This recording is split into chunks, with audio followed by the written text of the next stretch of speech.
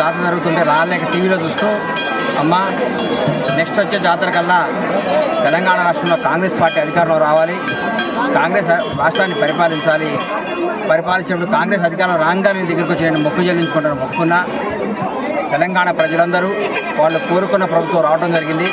కాంగ్రెస్ ప్రభుత్వం అధికారం రావాలనుకున్నా ఈ 1 మంత్ లేట్ అయింది. అమ్మ వాళ్ళ క్షమాపణ కోరుకున్నా కూడా మళ్ళా రావాలి. తెలంగాణ ప్రజలందరికీ మంచి జరగాలి.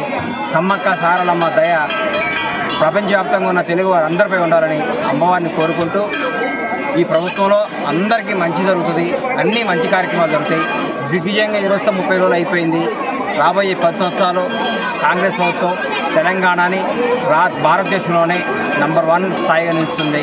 రేవంత్ రెడ్డి గారు చేస్తున్న కృషి, ఆయన పడుతున్న కష్టం, ఆయన చేస్తున్న అభివృద్ధి 20 గంటల్లో ప్రతిరోజు 20 గంటలు అందుబాటులో ముఖ్యమంత్రి రావడం తెలంగాణ ప్రజల అదృష్టం.